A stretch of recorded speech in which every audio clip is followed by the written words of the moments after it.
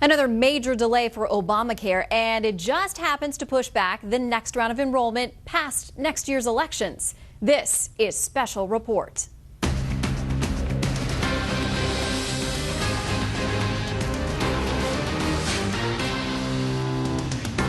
Good evening, I'm Shannon Bream in for Brett Baer. Even if you believe in coincidences, our top story is a stretch. President Obama has decided to postpone next year's opening of healthcare signups, ostensibly to give consumers and insurers more time to study their options. The new date falls after the 2014 midterms. Republicans are predictably unnerved. Chief White House correspondent Ed Henry has both sides. Ensuring that President Obama and his fellow Democrats will not have to defend a potentially messy 2015 healthcare enrollment right on the eve of the 2014 midterm elections, the administration today unilaterally declared signups for the second round will start on November 15th of next year, 11 days after the November 4th midterm elections, instead of the originally planned October 15th date. Republican Charles Grassley immediately cried foul, saying, quote, "That means that if premiums go through the roof in the first year of Obamacare, no one will know about it until after the election. This is clearly a cynical political move by the Obama administration to use extra regulatory by any means necessary tools to keep this program afloat and hide key information from voters." White House spokesman Jay Carney scoffed at that charge. We're doing this because it makes sense for insurers to have as clear a sense of the pool of consumers they gain in the market this year before setting rates for next year. Of course, there's still this year's problems with the website to deal with, so the administration also revealed another smaller delay. For those who want coverage to begin on January 1st, the sign-up deadline has been pushed from December 15th to December 23rd of this year.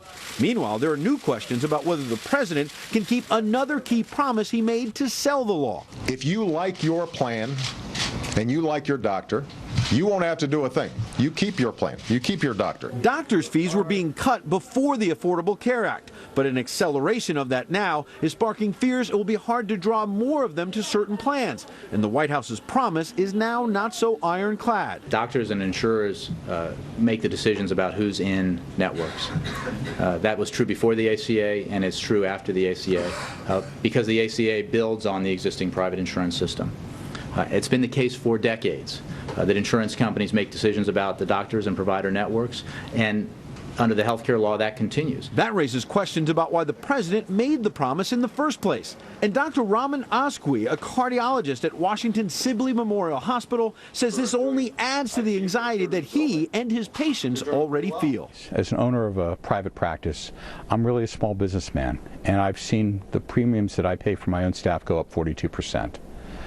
Number two, my patients are extremely anxious. They're worried. Am I going to take their insurance next year? Am I going to be paid enough by their insurance to stay in practice? Now, the administration is also leaking out tonight what might be some good news. Insurance companies in 3 big states, Ohio, Texas, as well as Florida, announcing that they're going to be more aggressive about directly enrolling people in Obamacare. That's important because it's a way around the website, which has caused so many problems. Shannon? Ed Henry live at the White House. We'll talk about it with our panel. Thanks, Ed. Well, despite its name, the Affordable Care Act is not affordable for everyone, and that has led to a drastic change for some of the country's most vulnerable and, ironically, most invulnerable. Correspondent Doug McElway shows us how some people's lives and dignity are being affected. How has it come to this? Nicole Hopkins wrote this week in a Wall Street Journal op-ed about her mother's bout with Obamacare. Well, my mom has always worked hard. She has just a really indomitable spirit. It is a family trait nurtured on the Wisconsin farm where her mother was raised by parents who accepted no handouts and found dignity and self-sufficiency. So the pride is from being able to take care of yourself in all ways, and health insurance, for example, is just one of those things you do. But like millions of other Americans, when her health care was canceled this fall, Charlene Hopkins went to healthcare.gov, which gave her only one choice, Medicaid, which covers the uninsured poor. The White House maintains that Obamacare expands options. They'll have choices they didn't have in the past, including a range of options when it comes to levels of coverage. But that doesn't apply to the millions who will be directed to Medicaid. The system will automatically assign sign them up for Medicaid, even if they don't want to be on Medicaid. Take another case, a Virginia family who asked to remain anonymous. The father owns a $5 million house entirely paid for. His kids attend expensive private schools. But because he doesn't work, the website put him on Medicaid. He protested in the website's chat area, quote, "Let 60 Minutes show up in front of my $5 million paid-for house and tell America that this guy is on Medicaid and that the American people are paying for it." A navigator replied, "I do understand your frustration. However, I have no other options to offer." There is strong evidence that Medicaid is substandard. The Manhattan Institute's Ovik Roy wrote last year that hospitalized Medicaid patients, quote, were almost twice as likely to die as those with private insurance. Their hospital stays were 42% longer and cost 26% more. And many doctors refuse to accept Medicaid patients because payments are low. One woman in Boston who was on Medicaid told me she had to go down a list of 20 doctors before she could find one who would see her. That tells you something about access to care under Medicaid. The CBO projects that Medicaid spending will rise rapidly over the coming decade, not just because of Obamacare, but because of the aging population and rising costs per beneficiary, which may make Medicaid even more substandard than it is today. Shannon? Very real concern, Doug. Thank you. Well, the fallout from the Senate's trigger pull on the so-called nuclear option is certainly politically toxic tonight. Democrats are hurrying to take advantage, and many people are asking, why now? Here's Chief Congressional Correspondent Mike Emanuel. The Senate will be in order. By changing the Senate's rules to confirm presidential nominees for the cabinet and most federal judges with a simple majority, administration critics say it's designed to load the D.C. Circuit Court with people on the bench friendlier to the administration's regulations and aspects of Obamacare. This administration does not want to be held to account for disregarding the law by an impartial judiciary, so they're trying to pack the courts with judges that they hope will just rubber stamp the president's refusal to follow the law. Other Republicans say this is a sign the White House believes Democrats are going to lose the Senate majority in 2014 and want to have as many of President Obama's nominees confirmed now. It shows the sign of the desperation on the part of this White House and this administration. The president's polling is at an all-time low. People think he's not trustworthy, and they do think he's incompetent. Democrats complained about the attempted filibusters of Chuck Hagel during his confirmation to be Secretary of Defense. The GOP also fought nominees for the National Labor Relations Board and the Consumer Financial Protection Bureau. Following the rough rollout of Obamacare, this rule change could be used to have new nominees confirmed if the president decides Health and Human Services Secretary Kathleen Sebelius and others should go. At the White House, Press Secretary Jay Carney pushed back. I mean, I have no personnel announcements to make. There are obviously a lot of positions that any president fills. And the fact of the matter is the president's team, when it comes to the Affordable Care Act, is focused on fixing the problems that exist with the website. 3 Democrats, Carl Levin, Joe Manchin, and Mark Pryor, voted with the Republicans to oppose Reid's maneuver to change the rules.